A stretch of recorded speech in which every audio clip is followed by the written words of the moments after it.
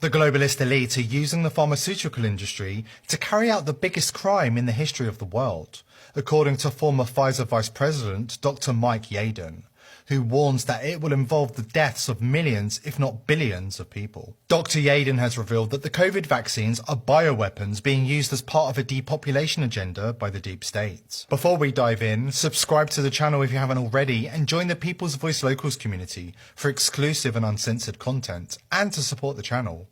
The link is below this video. Dr. Yeadon, who formerly served as Pfizer's vice president and chief scientist, explained that the COVID pandemic and the subsequent mRNA vaccination campaign was a supranational operation, years in the making and designed to injure people, to maim and kill deliberately. Yeadon said he came to the conclusion that the COVID pandemic was a depopulation plot by the globalists when he started seeing his Pfizer colleagues appearing on TV and telling blatant lies to the masses. He spoke to a reporter from the Children's Health Defence while attending a Truth Be Told rally in London. Thank you for joining us. And you are a former Vice President of Pfizer. Could you just tell us very briefly about your position there? So I was, until 2011, for many years, I was responsible for worldwide research and early developments in their field of respiratory and allergy new medicines. That was it.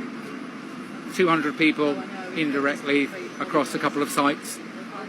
So that gave you a real insight into what was happening in early 2020. There's not very many corners of this industry I've not had some knowledge of. And when I started noticing former colleagues of mine, including Sir Patrick Vallance, saying things on the television I knew weren't true and that I knew he knew weren't true, that's when the penny dropped for me, probably February 2020. I remember saying to my wife, this is not what they're saying it is, something's going on.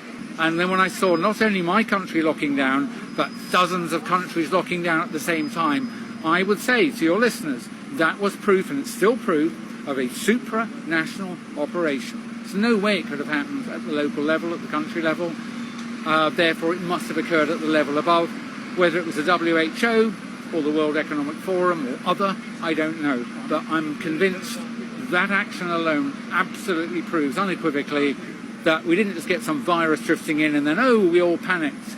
They all did the same stupid, ineffective, known not to work things at the same time, none of which were in their country's pandemic preparedness plans, because I've read them all, right? So when I accuse these people of lying, I do it confident they're not going to sue me, because I would say, come on, sue me.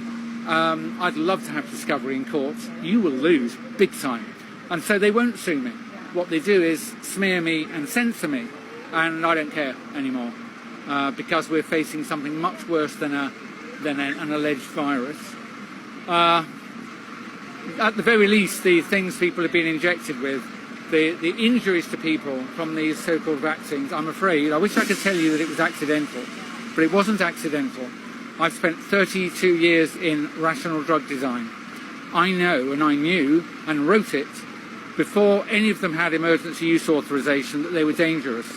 And I'm afraid I'm convinced and would say, with my hand on the Bible in front of a court, a judge, that these injections have been made to injure people, to maim and kill, deliberately.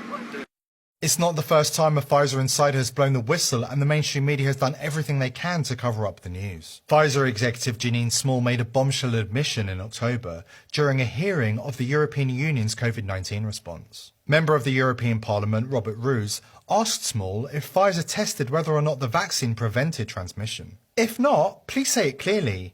If yes, are you willing to share the data with this committee? And I really want a straight answer, yes or no, and I'm looking forward to it, said Roos. Ms. Small, appearing in the place of Pfizer Chief Executive Albert Bourla, who had been called to testify but pulled out of the hearing earlier this month, replied that the company had to move at the speed of science. Regarding the question around did we know about stopping immunisation before it entered the market, no.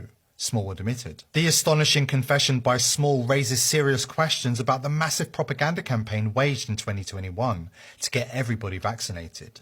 If they weren't interested in preventing transmission, what were they interested in doing? If you don't get vaccinated, you're antisocial. This is what the Dutch Prime Minister and Health Minister told us. You don't get vaccinated just for yourself, but also for others.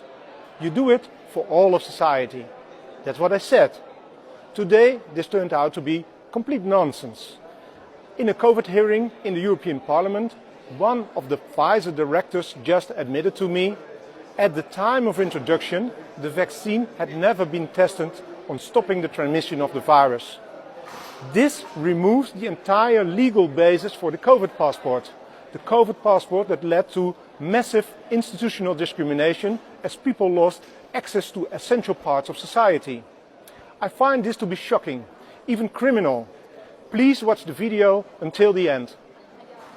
Voor u, mevrouw Small, heb ik de volgende vraag waar ik een duidelijk antwoord op wil. And I will speak in English so there are no misunderstandings. Was the Pfizer COVID vaccine tested on stopping the transmission of the virus before it entered the market? If not, please say it clearly. If yes, are you willing to share the data with this committee? And I really want a straight answer, yes or no, and I'm looking forward to it. Thank you very much. Regarding the question around, did we know about stopping immunisation before it's entered the market? No. We had to really move at the speed of science to really understand what is taking place in the market. This is scandalous. Millions of people worldwide felt forced to get vaccinated because of the myth that you do it for others. Now this turned out to be a cheap lie. This should be exposed. Please share this video. And there's plenty more evidence to back up Yaden's claims if you know where to look. You're probably already familiar with World Economic Forum advisor Yuval Noah Harari and his recent declarations that the WEF considers the vast majority of the human population to be obsolete, useless and redundant. According to Harari, so-called common people are right to be fearful of a future in which they will be made redundant. And such fears are justified, according to Harari, who spoke on behalf of the elites and confirmed, we just don't need the vast majority of you. But Harari is just the latest in a long line of WEF insiders who have preached from the same hymn sheet. The elite have been working towards the goal of depopulating the planet for decades. The plot against humanity can be traced back to at least 1972, when a celebrated member of the WEF called for a staggering 86% reduction in the population of humans, arguing that the goal can be achieved peacefully. Dennis Meadows was an honorary member of the Club of Rome and a member of the World Economic Forum. He was also one of the main authors of the Club of Rome's 1972 pro-depopulation handbook, The Limits to Growth. Meadows argues that most of the world's population must be wiped out, so that survivors can have freedom and a high standard of living. Does that sound familiar? It's not a coincidence that the Club of Rome rolled out the climate change conspiracy in the same period. Despite his book being published over 50 years ago, his ideology is still influential in globalist circles today. During a 2017 interview, Meadows claimed that genocide of 86% of the world's population is inevitable. However, he insists that a benevolent dictatorship could accomplish the mass depopulation peacefully. I mean, we could even have 8 or 9 billion probably if we have a very strong dictatorship, which is smart, and a low standard of living. You can have it, but we want to have freedom and we want to have a high sentence, so we're going to have 1 billion people, and we're now at 7, so we have to get back down. I hope that this can be slow, relatively slow, and that it can be done in a way which is relatively equal, so that people share the experience. Here at The People's Voice, we are determined to shine a light on the worst excesses of the globalist elite and spread this information far and wide. But we need your help. Subscribe to the channel and share this video with friends and family, and join the People's Voice Locals community. It's a rapidly growing community of like-minded souls who are providing resistance to the elite's agenda. I hope to see you there.